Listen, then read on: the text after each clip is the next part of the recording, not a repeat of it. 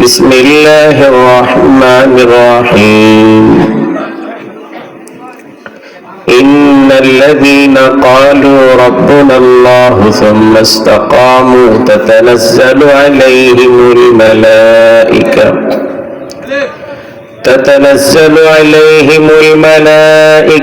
ألا تخافوا ولا تحزنوا وأبشروا بالجنة التي كنتم توعدون. وقال النبي صلى الله تعالى عليه وسلم إنما أخاف على أمتي أئمة مضلين. قال لا تزال طائفة من أمتي ظاهرين على الحق لا يضرهم من خذلهم حتى يأتي أمر الله. صدق الله مولانا العظيم وصدق رسوله النبي الكريم. اللهم صل على محمد وعلى آل محمد كما صليت على إبراهيم وعلى آل إبراهيم إنك حميد مجيد. اللهم بارك على محمد وعلى آل محمد كما باركت على إبراهيم وعلى آل إبراهيم إنك حميد مجيد. আল্লাহ হযরত জয়নব রাদিয়াল্লাহু তাআলা আনহা মহিলা মাদ্রাসার উদ্যোগে আজকের ষষ্ঠ বার্ষিক ইসলামী মহাসম্মেলনের সম্মানিত সভাপতি, সহ সভাপতি মণ্ডলী, প্রধান মেহমান মণ্ডলী, আমন্ত্রিত উলামায়ে কেরাম, মুরব্বিয়ানে ইজাম, যুবক ভাইরা, পর্দার অন্তরালে অবস্থানরত পরম শ্রদ্ধেয় মা বোনেরা, বিশেষ করে এতক্ষণ যাবৎ বয়ান করছিলেন বিশিষ্ট হাদিস বিশারদ শাইখুল হাদিস আল্লামা মুফতি আনোয়ার হোসেন হাফিজাহুল্লাহ চিশতি হাফিজাহুল্লাহ। এর আগে অনেকেই বয়ান করেছেন মাশাআল্লাহ, আমাদের অত্যন্ত প্রিয় ছাত্র, আপনাদের এই অঞ্চলের গর্বের ধন হযরত মাওলানা মুফতি আব্দুল্লাহ ভুইয়া সহ অনেক উলামায়ে কেরাম মাশাআল্লাহ বর্ণনা করেছেন, বয়ান করেছেন। একেবারেই শেষ মুহূর্তে দোয়ার মুহূর্ত, দোয়াই করব আমরা আপনাদেরকে নিয়ে। এখন শুধুই জেহেন তৈরিমূলক দু একটি কথা বলা উদ্দেশ্য। আল্লাহ আমাদেরকে বুঝবার, শুনবার, আমলে নিবার তৌফিক দান করেন। তিলাওয়াত করেছি সূরা হামিম সাজদার 30 নম্বর আয়াত। সূরার নাম হামিম সাজদা, আয়াত নম্বর 30। সেই সাথে তিরমিজি শরীফ 2 নম্বর খণ্ডের খুব সম্ভব 17 নম্বর পৃষ্ঠার একখানা হাদিস। আল্লাহ তাআলা আলোচ্য আয়াত হাদিস সামনে রেখে 2-4টা কথা আমাদেরকে বলবার, শুনবার এবং আমলে নিবার তৌফিক দান করেন। আমিন।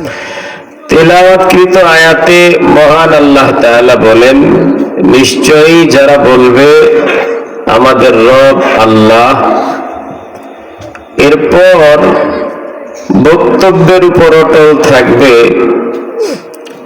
এদের সাহায্যে আকাশ থেকে রহমতের ফেরেশতা নেমে আসবে। এই মর্মে যে তোমাদের ভয় নেই, তোমাদের দুশ্চিন্তাও নেই, তোমরা সেই জান্নাতের সুসংবাদ গ্রহণ করো যার প্রতিশ্রুতি তোমাদেরকে দেওয়া হয়েছে। আল্লাহ আমাদেরকে আলোচ্য আয়াতের খুশনসিব হাসিল করবার তৌফিক দান করেন। তাহলে যে আমাদেরকে দু একটি কাজ করতে হবে। এক নম্বর, আয়াতের প্রথম অংশের নির্দেশনা, ইন্নাল্লাযীনা ক্বালু রাব্বুনাল্লাহ। রব বলতে হবে একজনকেই। তিনি কে? আল্লাহ। তিনি আমাদের রব, তিনি আমাদের সব। আল্লাহই রব, আল্লাহই সব। তবে আমরা যেই পদ্ধতিতে আল্লাহকে রব বলে আমাদের জীবন কাটাচ্ছি, এই পদ্ধতিতে আল্লাহকে রব বলা যে যথেষ্ট নয়। তসবির দানা হাতে নিয়ে আল্লাহ আল্লাহ আল্লাহ জিকির করতে করতে মুখ থেকে ফেনা বের করছি। আল্লাহ শব্দের ধ্বনি সালাত আদায়েও কতবার দিচ্ছি।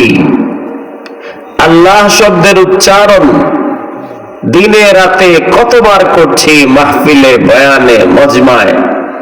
তো আমাদের মুখের আল্লাহ শব্দের উচ্চারণ নিষ্প্রাণ, এতে যে প্রাণ নেই। মরা, ডেড বডি, এটা লাশ। আর 1 কোটি লাশ যদি এলাকায় কেউ না রাখে, এরা এলাকার কোন উপকার অথবা ক্ষতি, বুঝতেছেন কথা, করতে পারবে? 1 কোটি লাশ মিলে এলাকার 5 টাকার কোন উপকার করতে পারবে? 5 টাকার কোন ক্ষতি করতে পারবে? লাশ উপকারও করতে পারে না, ক্ষতিও করতে পারে।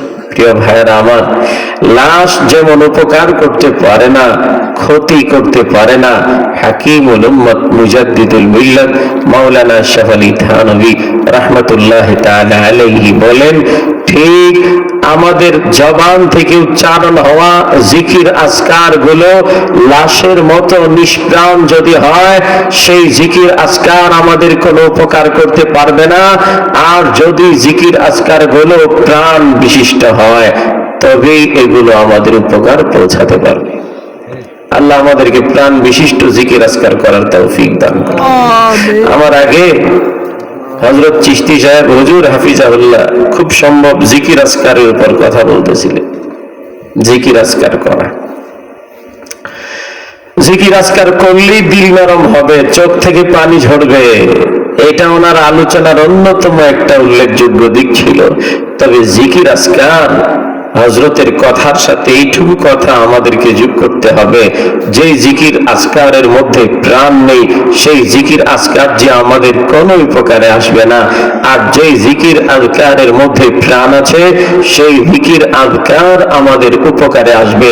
দোস্ত, এটা শুধুই জিকির আজকারের ক্ষেত্রে নয়, ইবাদত আর বন্দেগীর কথা বলবেন, প্রত্যেকটার বেলায় একই কথা। আমার নামাজে যদি প্রাণ না থাকে, এই নামাজ 4 পয়সার কাজে আসবে না। আর প্রাণ যদি থাকে, ইন্নাস সালাতা তানহা আনিল ফাহশাই ওয়াল মুনকার, এই নামাজ আমাকে অন্যায় থেকে বিরত রাখবে, এই নামাজ আমাকে অপকর্ম থেকে বিরত রাখবে। আমার রোজায় যদি প্রাণ না থাকে, এই রোজা কোনো কাজে আসবে না। যদি প্রাণ থাকে, তাহলে এতটা কাজে আসবে। হাবিবে পাক সাল্লাল্লাহু আলাইহি ওয়াসাল্লাম বলেন, কিয়ামতের ময়দানে রোজাওয়ালাকে আল্লাহ বলবেন, আস-সাওমু লি ওয়া আনা উজরা বিহি। শোনো বান্দা, রোজা এমন একটি নিরেট ইবাদত ছিল, এটা কেবলই আমাকে রাজি আর খুশির জন্যই ছিল। এখানে লৌকিকতা বলতে কিছুই ছিল না। তাই আমি আল্লাহ নিজেই রোজাদারের প্রতিদান হয়ে গেলাম। এটা প্রাণ বিশিষ্ট রোজার ক্ষেত্রেই ফলাফল। ঠিক আমার হজ যদি প্রাণ থাকে, সেই হজ তো অনেক বড় কল্যাণ বয়ে আনবে। আর যদি প্রাণ না থাকে, সেটা কোন রকম ফায়দা বয়ে আনবে না, বরং বৃদ্ধি করবে শুধু ক্ষতি আর ক্ষতি, ক্ষতি আর ক্ষতি। প্রাণ যদি থাকে, এত ফায়দা হবে। হাবিবে পাক সাল্লাল্লাহু আলাইহি ওয়াসাল্লাম বলছেন, আল হাজ্জুল মাবরুর লাইসা লাহু জাযা ইল্লাল জান্নাহ। প্রাণ বিশিষ্ট হজ যখন কোন বান্দা করে, আল্লাহ তাআলা তাকে অন্য কোন ছোটখাটো পুরস্কার দেন না, একেবারে ডিরেক্টলি জান্নাতুল ফিরদাউস তাকে পুরস্কার দিয়ে দেন। এটা তো হচ্ছে প্রাণ বিশিষ্ট হজের পুরস্কার। আপনি বয়ান করবেন, ওয়াজ করবেন, কোরআনের কথা বলবেন, নসিহত করবেন, যদি প্রাণহীন হয় সেই বয়ান কোনো কাজে আসবে না, সেই নসিহত কোনো ফায়দা পৌঁছাবে না, সেই বয়ান না আমার নিজের কোনো ফায়দা পৌঁছাবে, না সমাজের কোনো ফায়দা পৌঁছাবে, না কোনো ব্যক্তির ফায়দা পৌঁছাবে, না কোনো পরিবারের ফায়দা পৌঁছাবে। আর বয়ানে যদি প্রাণ থাকে, নসিহতে যদি প্রাণ থাকে, বয়ানের কথায় যদি প্রাণ থাকে, দোস্ত সেই বয়ান আমার নিজের জিন্দগিকে উপকৃত করবে, আর শ্রোতাদের জিন্দগিকেও আলোকময় করবে, ফ্যামিলিকে উজ্জ্বল করবে, সমাজকে আলোকিত করবে, দেশ আর রাষ্ট্রকেও সজীব করবে। যদি বয়ানে প্রাণ থাকে, যদি বয়ানের মধ্যে রূহ থাকে, দোস্ত এই কথা তো সবগুলোর ক্ষেত্রে প্রযোজ্য। আসুন না আমরা আমাদের ইবাদত আর বন্দেগীগুলোকে প্রাণ বিশিষ্ট করি। আল্লাহ আমাদেরকে তৌফিক দান করে। প্রাণ কিভাবে হবে? প্রাণ কেমনে হবে? হাকিম উম্মত মুজাদ্দিদুল মিল্লাত মাওলানা আশরাফ আলী বলেন, ইবাদত, বন্দেগী এবং নেক কাজে প্রাণ আসে তিন কাজ দ্বারা, তিন মেডিসিন দ্বারা। তিনটা মেডিসিন যদি থাকে তখন প্রাণ আসবে। এক নম্বর মেডিসিনের নাম হচ্ছে আল ঈমানুল খালিস, খাঁটি ঈমান লাগবে। ঈমানকে এক নম্বরে পিওর করতে হবে। আমাদের ঈমানে তো কত রকম ভেজাল, আমরা অল্পতে ঈমানকে কত দিকে ঠেলে ঠেলে সরিয়ে দেই, ঈমানকে অল্পতে কত দিকে আমরা শিরিক যুক্ত করে ফেলি। অথচ আল্লাহ তাআলা বলছেন, ইন্নাল্লাহা লা ইয়াগফিরু আন ইউশরাকা বিহি, শিরিকের কোন পাপ আল্লাহ মাফ করেন না। শিরিক যখন কোন ইবাদতে যুক্ত হয়ে যায়, ইবাদত তখন মরিচিকা যুক্ত হয়, জং যুক্ত হয়, নিষ্প্রাণ হয়, ইবাদত তখন ধুকে ধুকে মাঠে মারা যায়, এটা যে প্রাণহীন হয়ে যায়। এজন্য আমাদের সর্বপ্রথম যেটা লাগবে আল ঈমানুল খালিস, একটা খাঁটি ঈমান। যদি আমরা আমাদের ইবাদতকে প্রাণবন্ত করতে চাই, এক নম্বরই খাঁটি ঈমানের কোনো বিকল্প নাই, এটা যে অপরিহার্য। আপনাকে এক নম্বরই লাগবে খাঁটি ঈমান। খাঁটি ঈমানের সাথে আমি যদি কলেমার জিকির করতে থাকি, আল্লাহ শব্দের জিকির করতে থাকি, আল্লাহর হাবিব বলছেন এই জিকিরের ফায়দা এত হবে, সাগরের ফেনা পরিমাণেও যদি গুনাহ হয় আল্লাহ সব গুনাহ মাফ করে দিবেন। قال النبي صلى الله تعالى عليه وسلم من قرأ 100 مرة لا إله إلا الله حطت خطايا ولو كانت مثل زبد البحر। আল্লাহর পয়গম্বর বলেন, শোনো উম্মতেরা, যদি লা ইলাহা ইল্লাল্লাহ জিকির দৈনিক সকাল সন্ধ্যায় 100 বার করো, তবে আল্লাহ তাআলা তোমার গুনাহ খাতা সাগরের ফেনা পরিমাণেও যদি হয়, সব গুনাহগুলো আল্লাহ মাফ করে দিবে। প্রাণ যদি থাকে দোস্ত, প্রাণ যদি আমার জিকিরে প্রাণ থাকে, আমার জিকিরে যদি রূহ থাকে, আর প্রাণহীন যদি হয়, এটা দিয়ে সাগরের ফেনা পরিমাণ গুনাহ মাফ হওয়া তো দূরের কথা, একটা গুনাহ মাফ হবে না। মাজদাত ইল্লা বুগজান আনিল্লাহি তাআলা, আল্লাহ তাআলার সাথে শুধু দূরত্বই বাড়বে, দূরত্বই বাড়বে, দূরত্বই বাড়বে। আল্লাহ আমাদেরকে ইবাদতে, আমাদের জিকির আজকারের মধ্যে প্রাণ সৃষ্টি করার তৌফিক দান করেন। তাহলে এক নম্বর মেডিসিন লাগবে খাঁটি ঈমান। এক নম্বর কি লাগবে? খাঁটি ঈমান। দুই নম্বর মেডিসিন লাগবে প্রাণ সৃষ্টি করার জন্য ইখলাসুল আমাল লিল্লাহি তাআলা, সমস্ত আমল করা একমাত্র আল্লাহর জন্য, যাকে সব কথায় ইখলাস বলা হয়। সব কথায় কি বলা হয়? ইখলাস বলা হয়। আমি 10টা টাকা দান খায়রাত করলাম, আল্লাহর জন্য হওয়া লাগবে। আমি একটা মসজিদ মাদ্রাসা নির্মাণ করলাম, আল্লাহর জন্যই হওয়া লাগবে। আমি ওয়াজ নসিহত করলাম, আল্লাহর জন্যই হওয়া লাগবে, জাগতিক কোনো ফায়দার জন্য হওয়া যাবে না। আমি একটা মানুষকে সাহায্য করলাম, আল্লাহর জন্যই হওয়া লাগবে। আমি একটা ভালো কথা বললাম, আল্লাহর জন্যই হওয়া লাগবে। আমি তাসবিহাত আদায় করলাম, আল্লাহর জন্যই হওয়া লাগবে। আমি হজ আর উমরায় গেলাম, আল্লাহর জন্যই হওয়া লাগবে। মান আহাব্বা লিল্লাহ ওয়া আবগাযা লিল্লাহ ওয়া আতা লিল্লাহ ওয়া মানআ লিল্লাহ ফাকাদ ইসতাকমালাল ঈমান। আল্লাহর হাবিব বলেন, আল্লাহর জন্যই তুমি কাউকে ভালোবাসলা, আল্লাহর জন্যই সম্পর্ককে একেবারে ডিসকানেক্ট করে ফেললা, আল্লাহর জন্যই তুমি কাউকে কিছু দান করলা, আল্লাহর জন্যই আবার তুমি দান থেকে বিরত রইলা, আল্লাহর জন্যই তোমার চেহারায় হাসি, আল্লাহর জন্যই তোমার চেহারায় শ্রাবণের মেঘ, আল্লাহর জন্যই তোমার কণ্ঠ কোমল, আল্লাহর জন্যই তোমার কণ্ঠে আবার গর্জন, আল্লাহর জন্যই তুমি সালাম দিচ্ছ, আল্লাহর জন্যই আবার সালাম থেকে বিরত হয়েছ, আল্লাহর জন্যই তুমি সমাজের লোকের সাথে সুন্দর আচরণ করছো, আবার আল্লাহর জন্যই পরিস্থিতির ব্যবধানে আচরণ তোমার রুক্ষ হয়ে গেছে। আল্লাহর হাবিব বলেন, আল্লাহর হাবিব বলেন, আল্লাহর হাবিব বলেন, আমি সিউরিটি দিলাম তার ঈমান কমপ্লিট হয়ে গেছে। এখানে যে প্রাণ চলে এসেছে, এটা যে প্রাণবন্ত হয়ে গেছে। আল্লাহ আমাদেরকে ইখলাসের মাধ্যমে ইবাদত বন্দেগীগুলোকে প্রাণ বিশিষ্ট করার তৌফিক দান করেন। প্রাণ যদি থাকে তখন অল্প আমল মিজানে অনেক বেশি ভারী হবে। আমার আগে চিশতি সাহেব হুজুর বুখারী শরীফের শেষ হাদিস পড়তেছিলেন, অবিহি ক্বালা হাদাসানা আহমদ ইবনে ইশকাব আশকাব ক্বালা হাদাসানা মুহাম্মদ ইবনে ফুযাইল আন উমারা ইবনে আল-কাকা আন আবি যুরআ আন আবি হুরায়রা قال قال النبي صلى الله عليه وسلم আল্লাহর হাবিব বলেন, কালিমাতান হাবিবাতান ইলার রহমান সাকিলাতান ফিল মিজান খফিফাতান আলাল লিসান সুবহানাল্লাহি ওয়া বিহামদিহি সুবহানাল্লাহিল আযীম। বড় উচ্চারণে সহজ, আল্লাহর কাছে বড় প্রিয়, মিজানে পাল্লায় বড় ভারী। সুবহানাল্লাহি ওয়া বিহামদিহি সুবহানাল্লাহিল আযীম। এটা কখন হবে? যদি প্রাণ থাকে, খাঁটি ঈমানের সাথে হয়, ইখলাসের সাথে হয়। প্রাণ যদি থাকে, আর এই প্রাণ বিশিষ্ট করার 3 নম্বর মেডিসিন হাকিমুল উম্মত বলেন, 1 নম্বর তো বলেছেন খাঁটি ঈমান, 2 নম্বর বলেছেন ইখলাস, 3 নম্বর বলেন ইত্তিবাউস সুন্নাহ ফিল আমাল কুল্লিহা যাহিরিহা ওয়া বাতিনিহা। সমস্ত আমলের মধ্যে সুন্নতের অনুসরণ নিয়ে আসা, কথায় কাজে চলায় বসায় উঠায় সর্বক্ষেত্রে সুন্নাহ, আমার প্রিয় নবীর যে পদ্ধতি ছিল এইগুলো নিয়ে আসা। আল্লাহর হাবিব বয়ান করার সময় তার বয়ানের সুন্নাহ কি ছিল, আদর্শ কি ছিল? আল্লাহর হাবিব লোকদের সাথে কথা বলার সময় তার আদর্শ কি ছিল? আল্লাহর হাবিব রেগে গেলে সেখানে তার আদর্শ কি ছিল? আল্লাহর হাবিব হাসা শুরু করলে সেখানে তার আদর্শ কি ছিল? আল্লাহর হাবিব লেনদেনে তার আদর্শ কি ছিল? আল্লাহর হাবিব ব্যবসা বাণিজ্যে তার আদর্শ কি ছিল? সমাজ পরিচালনায় পয়গম্বরের আদর্শ কি ছিল? এই সুন্নাহগুলোকে খুঁজে খুঁজে জিন্দেগিতে নিয়ে আসা, জিন্দেগিতে বাস্তবায়ন করা, তখন প্রাণ বিশিষ্ট হবে, ইবাদতগুলো প্রাণবন্ত হবে। আল্লাহ আমাদেরকে এই 3 কাজ করে ইবাদতগুলোকে প্রাণ বিশিষ্ট করার তৌফিক দান করেন। 1 নম্বর হচ্ছে খাঁটি ঈমান, 2 নম্বর হচ্ছে ইখলাস, 3 নম্বর হচ্ছে সুন্নতের অনুসরণ। করব তো ইনশাআল্লাহ, করব ভাই। আল্লাহ আমাকে আমাদের সব ভাইকে তৌফিক দান করেন। এই মজমাকে আল্লাহ কবুল করেন, এই মাদ্রাসাকে আল্লাহ কবুল করেন, এলাকাবাসীকে আল্লাহ কবুল করেন। মুর্দেগান যারা কবরে আছেন আল্লাহ মাফ করে জান্নাত নসিব করেন। ওয়া আলাইনা ইল্লাল বালাগ। আসসালামু আলাইকুম ওয়া রাহমাতুল্লাহি ওয়াসসালামু আলা সাইয়্যিদিল আমবিয়াই ওয়াল মুরসালিন। ربنا ظلمنا أنفسنا وإن لم تغفر لنا وترحمنا لنكونن من الخاسرين. اللهم اغفر لنا ذنوبنا وكفر عنا سيئاتنا وتوفنا مع الأبرار. اللهم أصلح لنا شأننا كله ولا تكلنا إلى أنفسنا طرفة عين.